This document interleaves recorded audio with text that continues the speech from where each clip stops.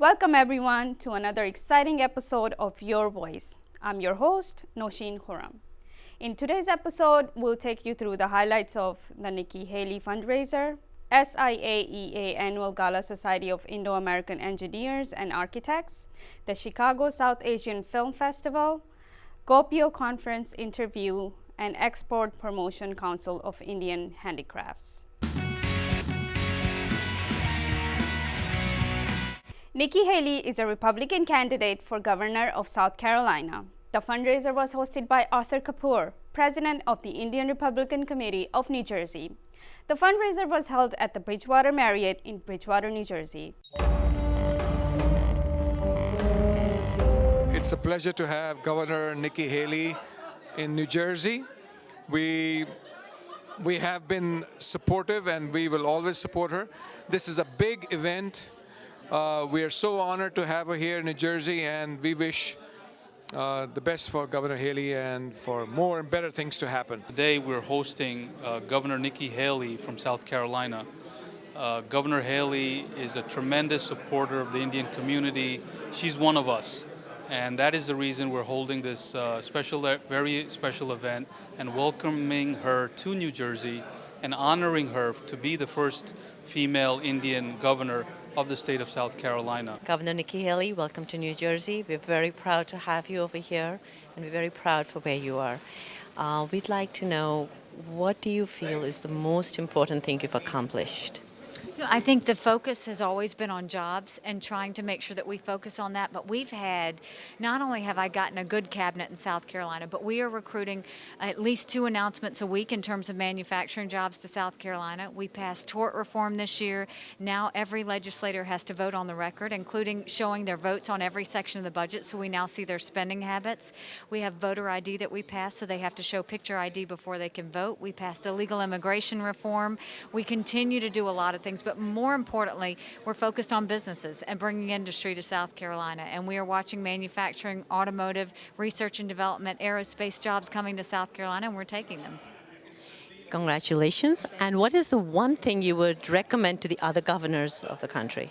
I think right now we have to be competitive. We want to get as many jobs as we can. South Carolina celebrated the largest investment in South Carolina history last week when Bridgestone invested $1.2 billion in South Carolina, creating 850 jobs. The goal is to put people back to work. If we put people back to work, then we fix the economy. And so for all the governors, we compete. It's a healthy competition, but that's the number one goal.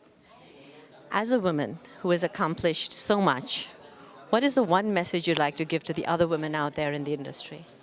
That push through the fear. Women tend to second guess themselves on everything that they do, and what they need to understand is we're great at what we do. We balance well, we prioritize well, and so when those doubts enter your mind, the best way to deal with it is to work and to get through it, and usually we are always successful.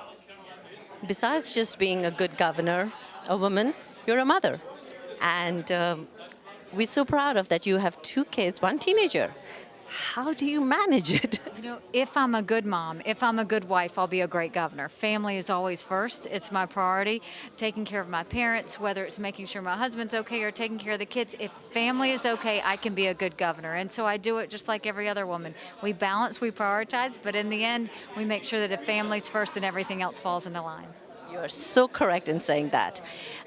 Overall, being an American and an Indian background, do you think that has been a hindrance or an asset to you? It's the way you take it. I'm very proud of my background. I'm very proud of the sacrifices that my parents made, and I want people to be proud of the Indian community. The focus, I always say, is the Indian community. It's the most educated in the country. They make the highest per capita income. They are the least dependent on government assistance, and the one I'm most proud is the Indian community is the minority that's the most charitable of any minority in the country. That gives us a lot of reasons to be proud.